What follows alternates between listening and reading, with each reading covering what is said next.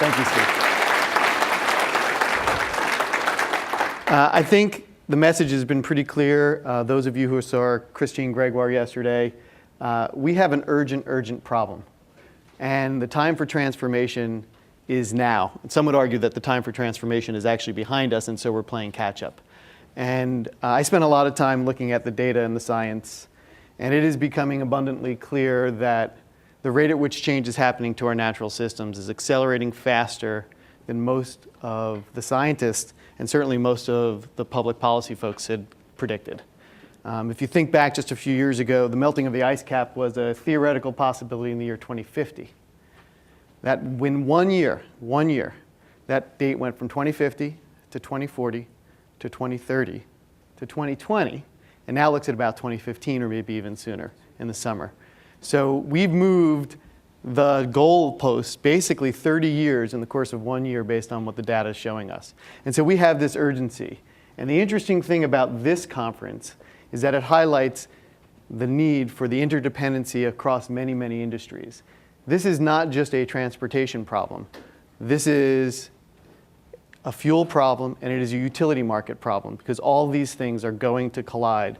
I've spoken with a lot of the power companies across the United States. I've spoken with a number of the auto manufacturers, and they are starting to really understand this problem at a different level than I think if we were sitting here a year ago they would have admitted or talked about. And I really encourage all of you who have not seen Shai Agassi speak. He speaks today at lunch, I believe, on his Better Place, and I think there's some folks here from Better Place. His vision is nothing short of transformational. And what he understands is that the public is ready for a change at a huge scale. And if we can just in this room literally unleash the market conditions that enable them to go pursue the behaviors that many of them want to pursue, we will see a mass adoption and a mass change in society. These things can happen very, very rapidly if the infrastructure is in place. And so I think our collective roles is to enable that infrastructure. And I'm going to talk a little bit about just the transportation sector today, although I'm happy if people want to talk and ask questions about other stuff that we're doing. We're going to talk a lot about clean cars, and there's a lot of stuff outside to go look at clean cars. The reality is that clean cars in and of themselves are not enough. We could have clean cars everywhere. You know, I was in China about 20 years ago, my first trip to China, and the only way to get around back then literally was a bicycle, and I rented a bicycle and I went to a number of cities. Today, those cities are filled with cars. And if we have any doubt what the future will look like when hundreds of millions of people, literally hundreds of millions of people around the world who cannot afford a vehicle today, but soon will, take to the roads, if they take to the roads in the same paradigm of which we've taken to the roads, we have a massive problem that will spiral well beyond just China. And I know that there was some talk about that yesterday. And it is very true that we have to lead by example, and we are actively working, and I know Steve and many others in the industry are looking at this problem at a global level, but I do think that the US has a unique opportunity to lead the market here, and so we can transform from here. But if we have clean cars, it's not enough because we still have other issues to think about. Clean cars don't solve congestion. Clean cars do not solve public safety and public health. These things are we're still going to have traffic accidents. We have to make sure these things are safe. So when we think about the problem in terms of solving the problem, the way we think about it here is 0 miles are the best miles. How do we keep people from actually getting in a vehicle, whether it's a bus, a car, a plane? 0 miles means literally 0 miles. Substitution for petrochemical or even electric-based transportation. The next area is shared, and we think about that both in terms of physical space, a bus, a plane. We also think about it in terms of virtual space. How do you use the power of technology, the web and services and business intelligence to optimize efficiency both in the roads and in the vehicles? And then finally, when you think about getting shared vehicles, how do you get efficient?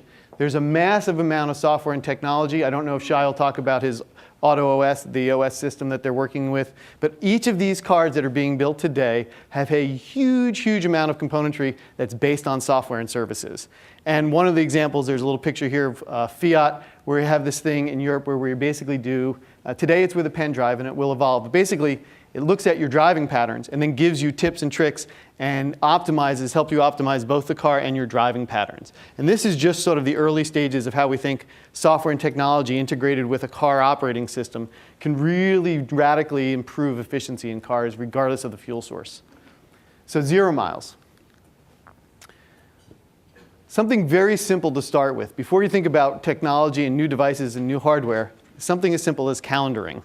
Right? So we spend a lot of time, and we're spending time with our next version of Office, and we're thinking about how can we actually use the calendar as the first starting point to enable and drive telecommuting. So if you look at this schedule, this is Mark, and I think Mark's here. Mark actually is our environmental technologist for the company and spends a lot of time thinking about transportation systems. And one of the things we talk about is, how do I leverage the information in my calendar to avoid coming to the office? Because if I can stay home, I can get a lot of work done. And so by literally looking at the blocks of time, and there's color coding options within Outlook that I use as well, you can say, hey, I can, in this calendar, if Mark just moves around a few meetings or makes them telepresence meetings, he's got an opportunity to work from home 2.5 days a week right off the top. Now, we do a lot of work with BT out of the UK.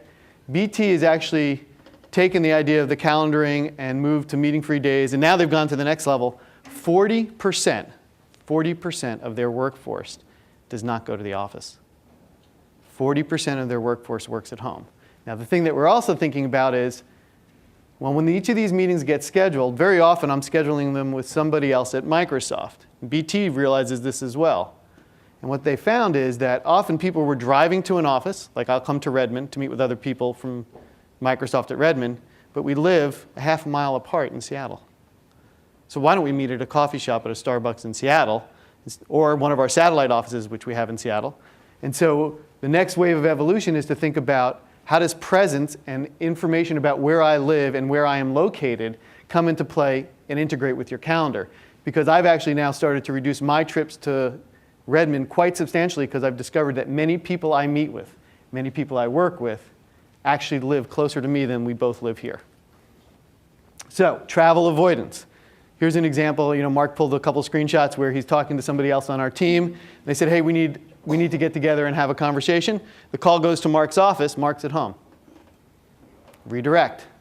With the power of presence and technology, I can redirect any phone call to any location. I've done this when I've been in Europe. Somebody's calling my office. I see who that person is, and I say, I need to take that call. I hit a redirect, rings to my phone in Europe. Right? I don't need to be anywhere except next to a phone. Ideally, I can actually do this through my PC as well, so I'm not even dependent on the phone lines in any way, shape, or form, right? Because it's actually going through the back-end infrastructure of IT. So this is just a scenario that we're starting to see and play with, and more people at Microsoft, British Telecom, and a lot of companies around the world are adopting this because 0 miles are the most efficient miles. One other thing that's been a big barrier to distributed meetings is technology. So this is a screenshot of something called a roundtable. And if you walk around the conference center here, if you go to a conference room in Microsoft, you'll see these everywhere. What it is basically it has 7 mirrors, an array of mirrors and microphones. And as a person talks, you'll actually see sort of on the left-hand side here, that person dominates the screen. They can share a presentation, and on the bottom it stitches together a 360-degree view of the room. All this requires is a laptop, a phone line, and what we are trying to prove with this model is telepresence historically has been a very, very expensive investment. This device is $3,000. Now, for $3,000, you can actually have a meeting with multiple people and have a 360-degree view. More and more laptops actually have this built in. My laptop, I don't have a webcam anymore. It's just built into my laptop. But if you can actually make the technology simple and abundant, and as Ron Sims noted, in Seattle, we have the unique advantage of the fact that about 80% of our citizens are wired up with high-speed connectivity. This paradigm can take hold and can take hold rapidly.